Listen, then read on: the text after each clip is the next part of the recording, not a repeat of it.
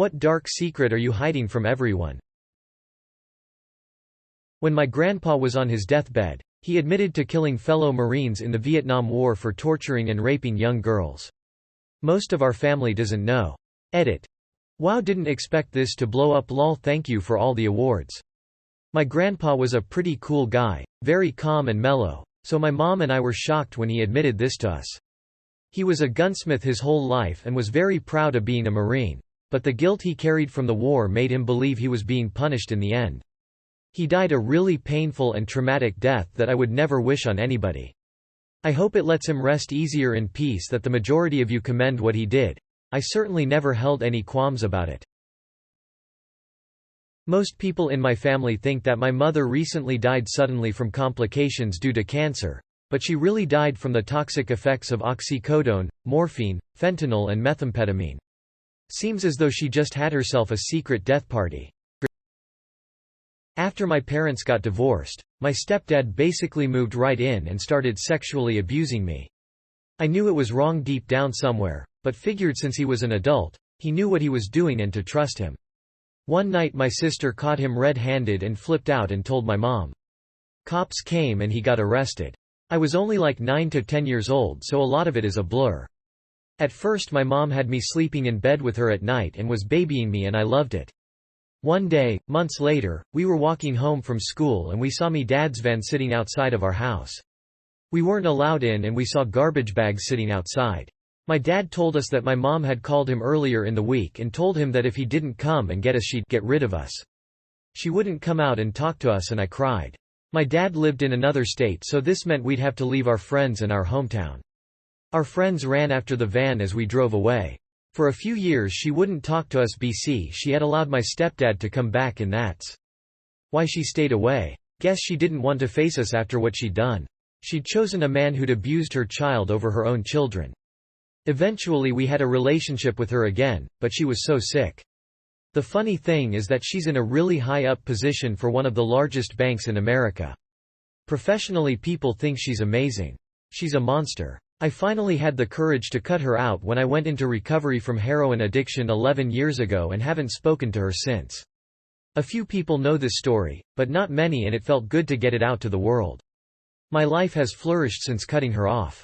People always say how I need my mom.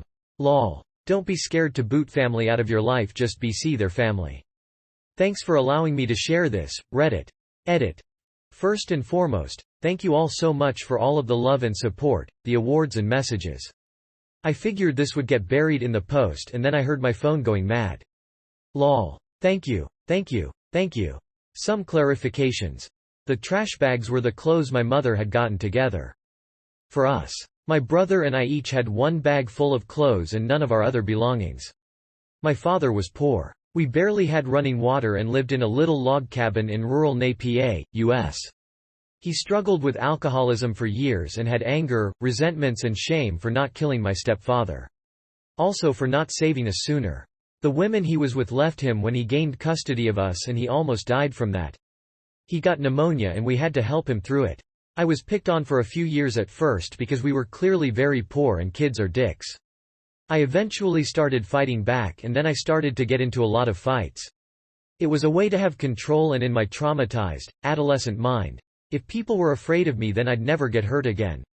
My addiction was a result of having no coping skills and not wanting to feel the disgust I had for myself and shame. I wound up in jail in 2011 and that started my recovery journey. I had no contact with my dad for almost 10 years and then I made amends with him in 2018 and he was sober and we became closer in that time than we'd ever been. I cherish that time with him. He sadly died very unexpectedly after hitting his head in January 2021. Pest control technician here. You're paying too much for pest control. Whoever you hired, unless it's a fairly small company, they are ripping you off. Unless you have cockroaches or bedbugs, YouTube it. Times are hard enough right now. Edit. Thanks for the awards, guys. I'm getting a lot of pest control questions in my inbox. I doubt I'll have time to answer all of them, but Pest Control is a great subreddit that will help you identify pests and offer solutions. Nice try. Bugs living in my house. The professionals are on the way. Sometimes I spend whole meetings wondering how they got the big meeting table through the door. Not a huge secret in comparison to some of these answers, but I feel the guilt of it often. After my fiancé passed, I napped all the time for over a year. My aunt was calling me one day and I just denied her call, went back to napping. It was my aunt calling because my grandma, who was very sick with cancer, wanted to say happy birthday a day before my birthday. Grandma died the next day. I should have picked up the damn phone. My uncle owned an old Camaro that collected dust in his garage.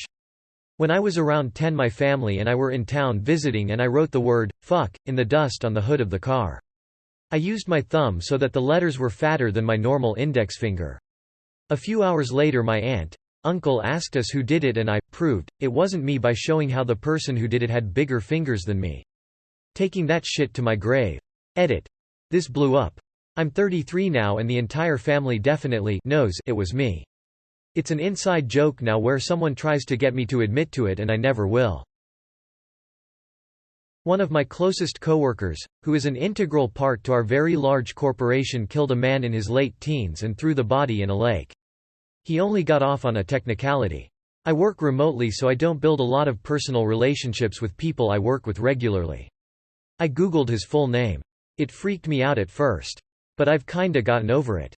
I wonder if anyone else knows. It happened 40+ years ago. He will retire soon and then I might ask another coworker about it. I just don't want to stir the pot. Did you know Bernie from accounting is a murderer? My girlfriend started selling used pants and stuff online. Someone wanted used insoles from her shoes.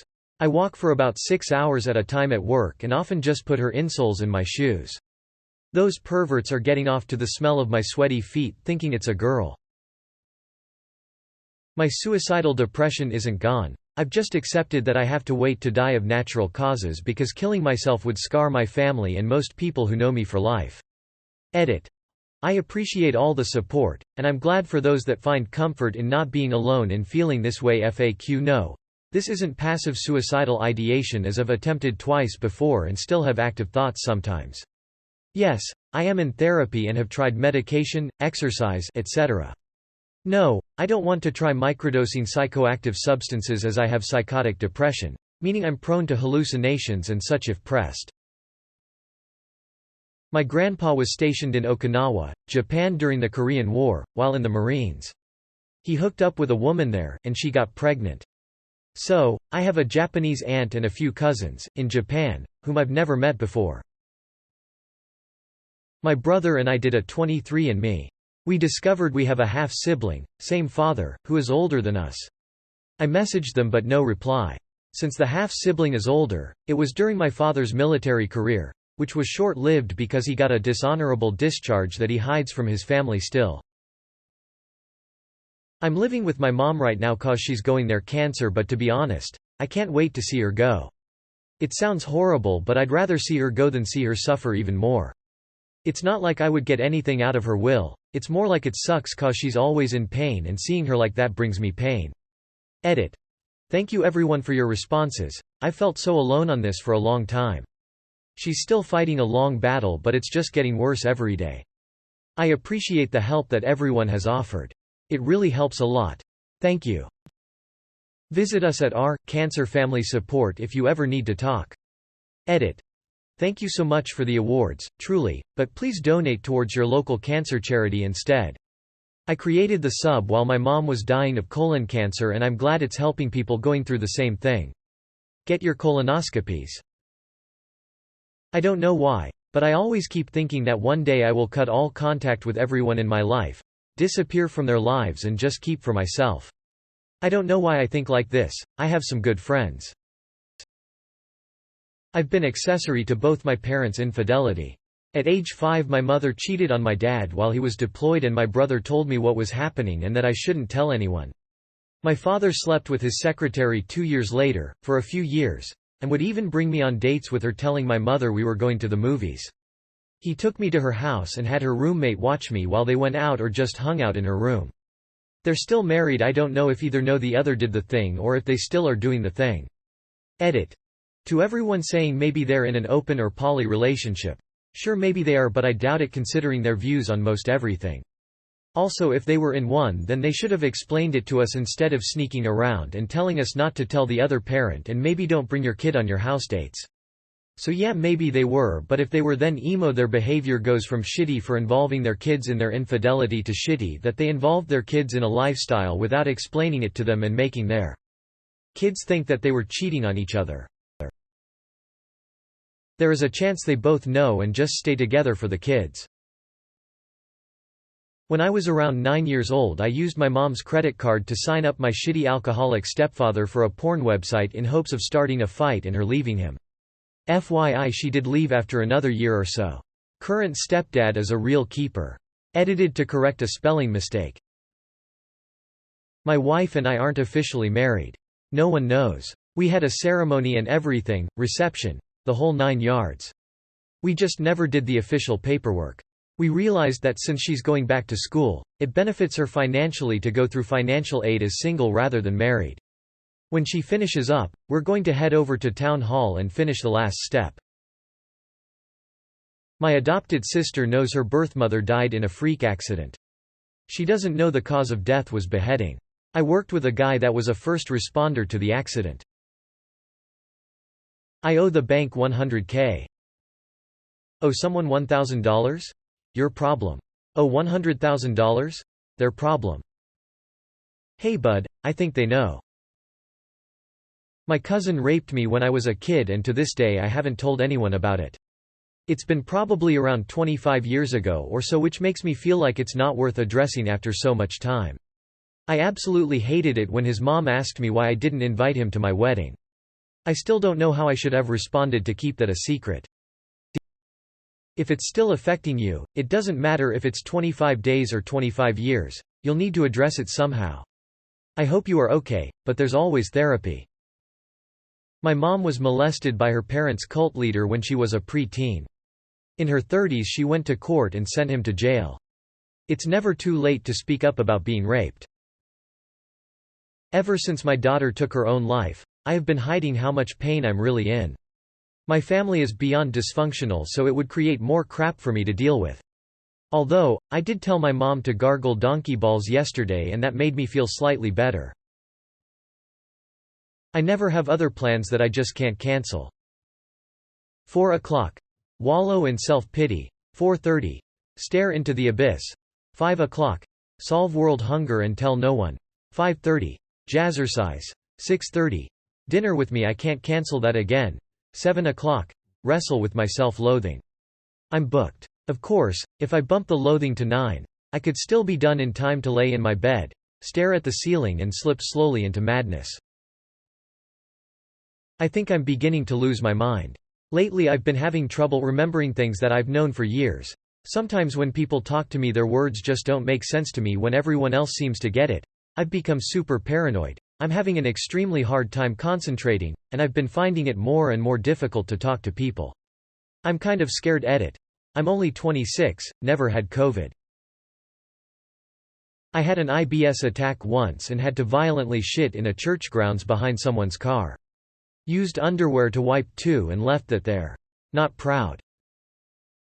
I've been an addict my entire adult life. I used to drink all day every day. Before work, at work, and after work. I'd occasionally fall asleep on my lunch break or leaving work and have to make up some illness to friends and fam who were concerned. Today marks 185 days sober. Edit.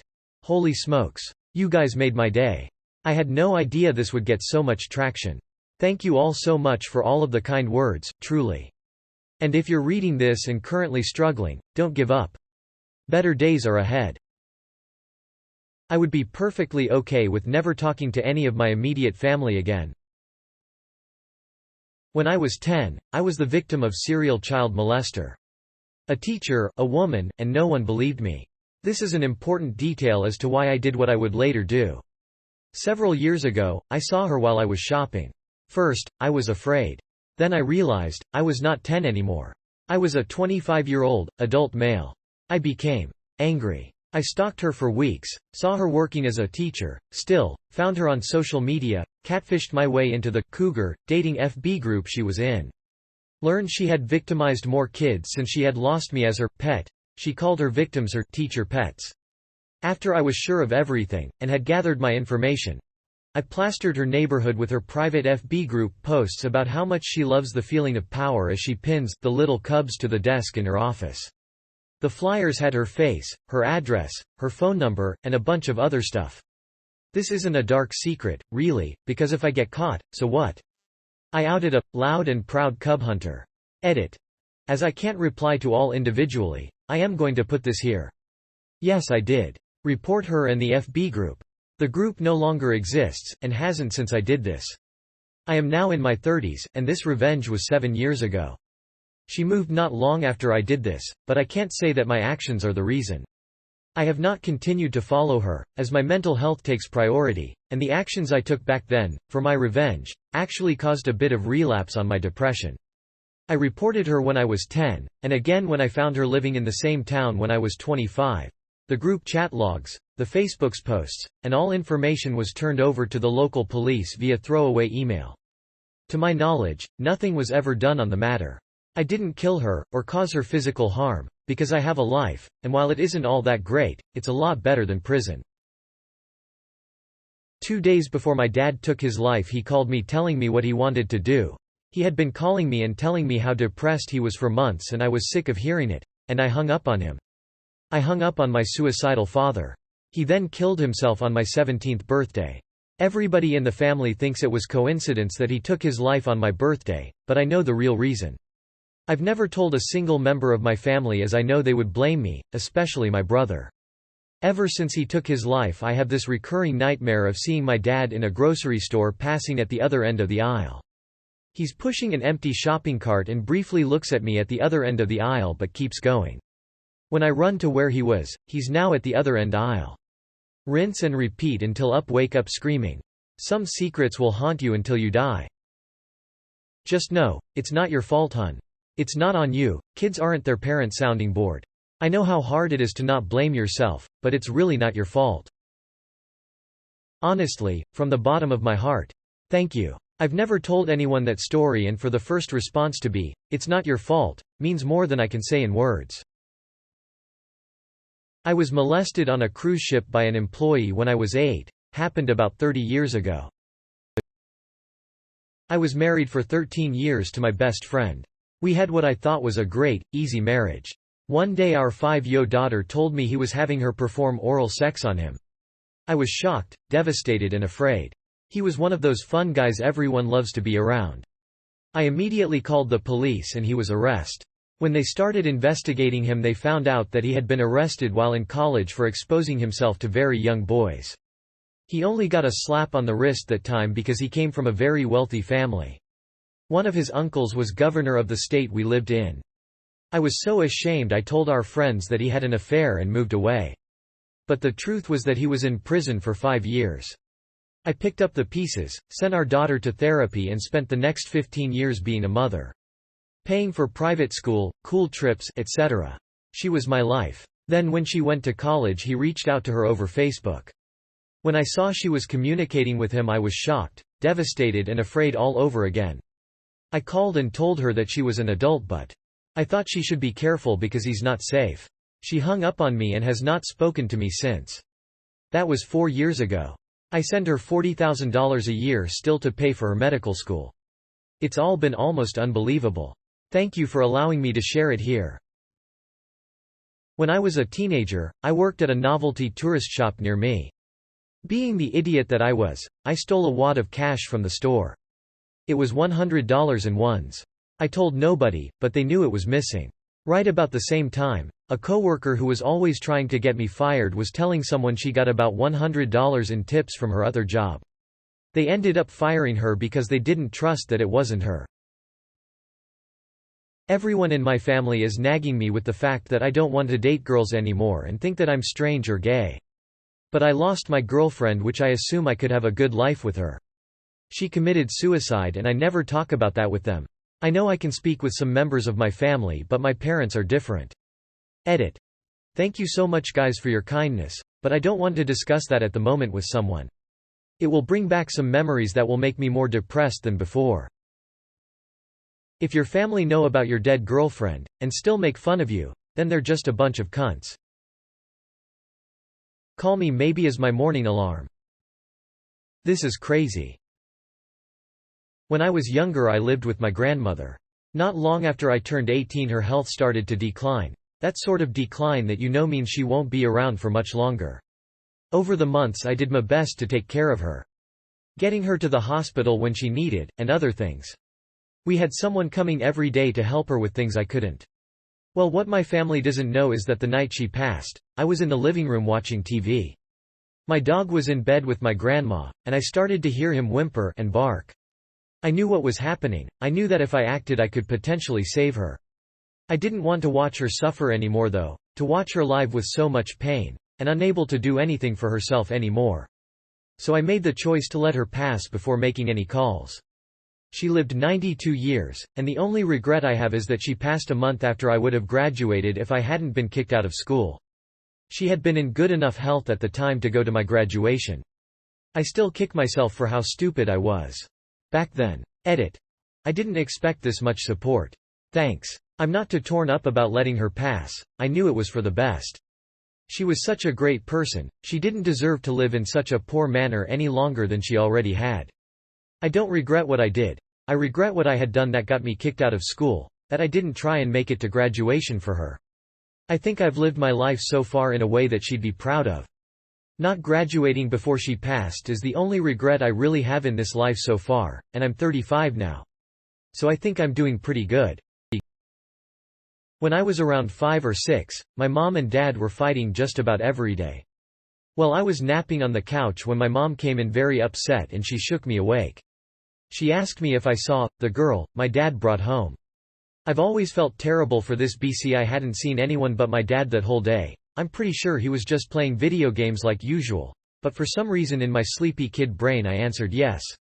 I said she was with him in their room. I'm honestly not sure why I lied like that, but they got a divorce shortly after and I always felt like it was my fault. Until I recently found out my little sister is actually my half-sister, but that's a whole other story. Edit. For clarification, my dad had been cheating with my mom's sister and my mom was cheating with one of their friends to get back at him.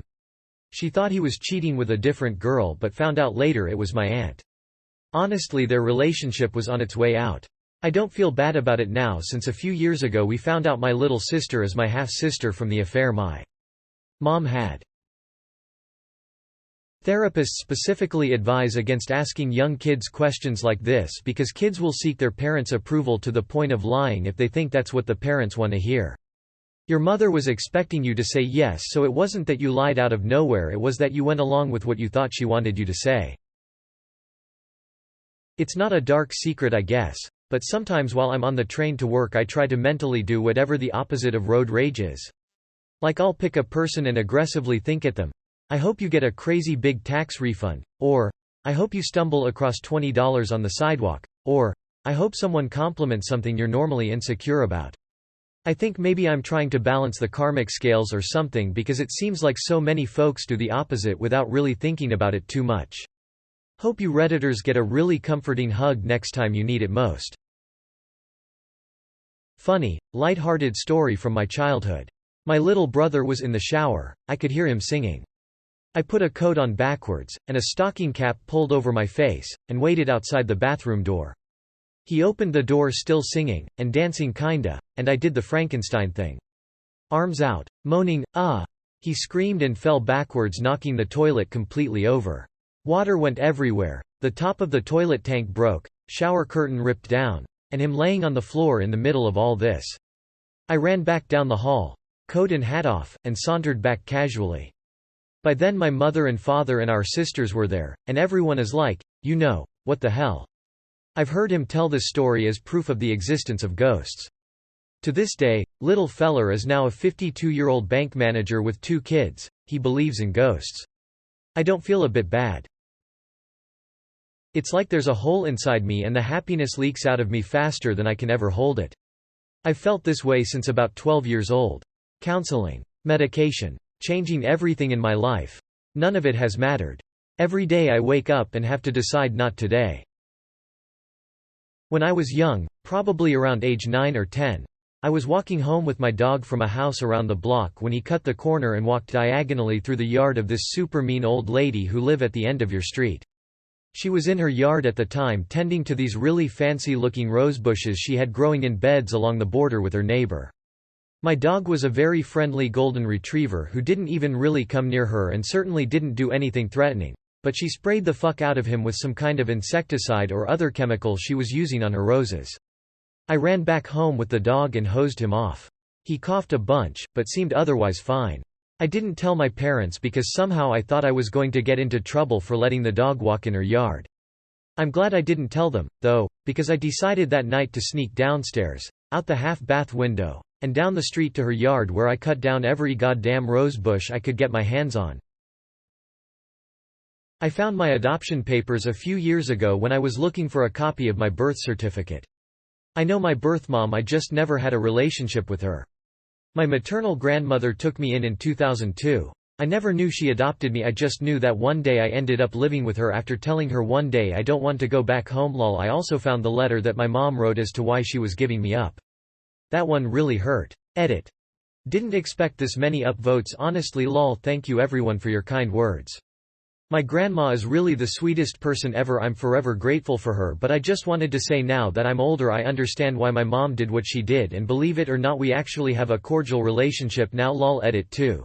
This brought back some unsettling feelings. I thought I was over lol, but I want to thank you guys for your own stories and kind words. They made me realize that I'm not the only one who had a rough life growing up, and I shouldn't let that stop me from healing and being the best that I can be. This has been one of the worst years of my life. I've been taking loss after loss and I honestly felt like unaliving myself. I kept coming back to read the comments and I see how strong everyone is and didn't let what they went through stop them from doing better. So I just wanted to say that I've made an appointment to start therapy again and I'm going to be completely honest about how I truly feel and open up more.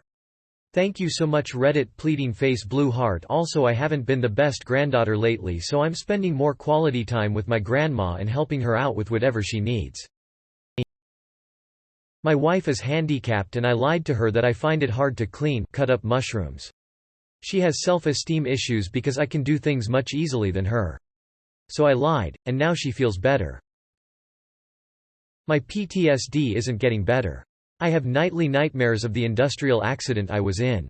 I see my coworker ripping his burnt face off every night.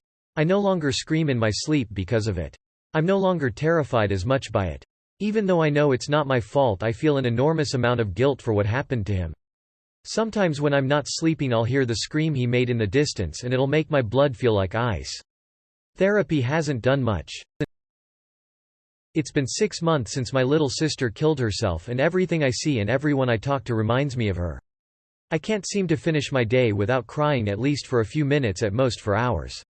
I feel guilty for living while she is laying under the dirt.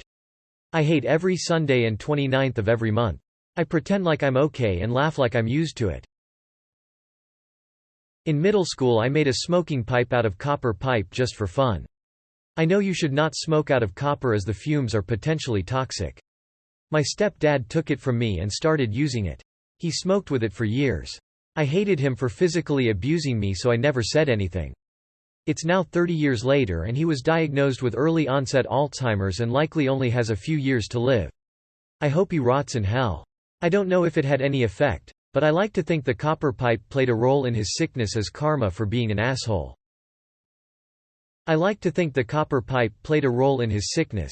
Scientists long ago found that people with Alzheimer's have unusually high levels of copper in the beta amyloid plaques that are a signature of the disease.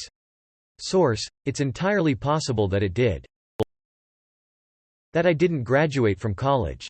I failed one course my senior year, second semester. The ceremony was already set up so they let everyone walk. I had no diploma in my award.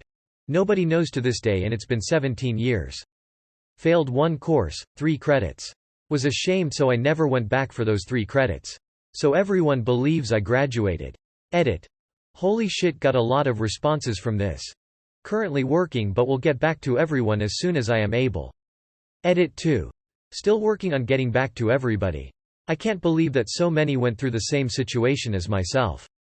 I thought there may be a handful of people. All of you are great and I appreciate all the advice. It has quite literally changed my perspective on a couple of things.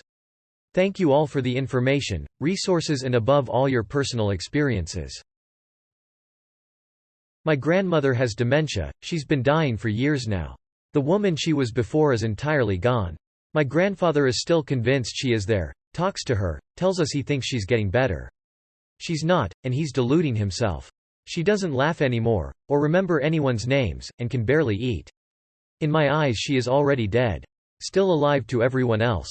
I wish this husk of her was gone so I could remember her as she actually was, and so that I wouldn't have to watch my grandfather or the rest of my family delude himself.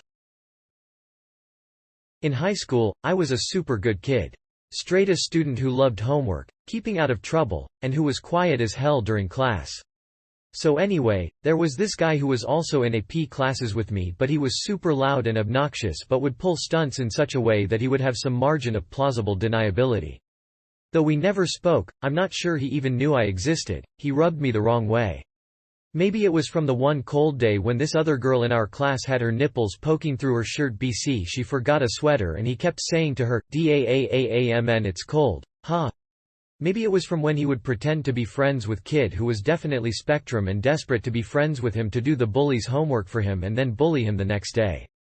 IDK. So at random, sometimes once a week or a month or once every couple of months, I would whistle. It's this high-pitched whistle that sounds like a tea kettle that I can do while barely moving my mouth. Back then, no one knew I could do it except for my family. The super obnoxious kid always got in trouble. I was never once suspected. My wife, her mom and I bought a house about 2 years ago. Just from talking to the neighbors I'd gathered that the family who lived here before had a daughter that was mixed up with the wrong people. We had some random person knock on our door at night saying he needed gas. We are down a long driveway. No way you'd randomly walk up to our house to ask for help. I think he was looking for the people who used to live here. And then another time Sunday morning making pancakes for the family I get a knock on the door and it's 4 sheriff's officers saying they received a 911 call that hung up and it was from the house. We don't have a landline and I assured them my wife and 2-year-old did not make any call. They mentioned a name of the previous occupants and I let them know we moved in earlier this year and they seemed okay with that and left. Anyways, I was doing some yard work and struck up conversation with the neighbor. He saw the police cars and asked what was up. I told him the situation and he just goes, "Oh yeah, that family was messed up. The cops were probably being cautious considering the shooting." "What shooting?" I ask. He kinda looks at me with a sad worried face. "The shooting in your house." "Wait," what I say, truly baffled. He then proceeds to tell me that about 2 years before the father in the house confronted his daughter and boyfriend he didn't like and shot and killed the boyfriend in the house. Our state doesn't have a disclosure law so we never knew. I was blown away. All the strange happenings kinda made sense now. He said the friends of the victim had kinda terrorized them for a while cause the police were taking so long to press charges. Slashed tears, midnight fireworks, odd shit that the neighbors hated. I was shocked but just said, "That's crazy. But hey, do me a favor and never tell my wife or Mill about that. They are a little spooked by things like that." So the TRDL is that we live in a murder house and I'm the only one of my family that knows. This first part isn't exactly dark. But when I was a kid around 9 or so my cousin who was 12 at the time would make out with me. I didn't really know better at that age but thought I'd be in trouble if I talked about it. For whatever reason about 6 years went by before I saw him again and it was never brought up. Never mentioned. He was like a totally different person. I sometimes wonder if it even happened. My memory isn't very reliable and it was so long ago now. I'm in my 20s. Fast forward a little bit more and I found out he died a couple years ago while cleaning a gun. Accidentally shot himself. My great aunt, who's his grandma and who basically raised him, believes wholeheartedly that it was an accident. But I suspect it wasn't. He grew up around guns and knowing how they work and how to empty them and everything. I find the odds that he accidentally forgot to empty the chamber pretty low. I also know he was struggling with depression and brain damage from a car accident a year prior. But, I won't tell my aunt any of this. I think it would break her heart. Edit. About the first part. I don't really know how I feel about it nowadays. It's just a thing that happened. I struggled with some weird, negative emotions about it for a while but it's so far gone in the past and I live half a country away that it's easier to just not think about it. About the second, I know accidentally shooting yourself is more common than it seems but I have plenty of reason to believe it was suicide. I don't really want to break down the paragraphs of details, but he had a pretty massive accident a year prior leaving him with brain damage, and it messed up a lot of his goals in life. That plus the depression he dealt with and other factors, I think it was suicide. I hope it wasn't. I walked in on my brother being investigated for possession of child pornography when I was 19, which severely traumatized me. He's now a registered sex offender. That was the darkest period of my life. I'm focusing on my mental health now, though.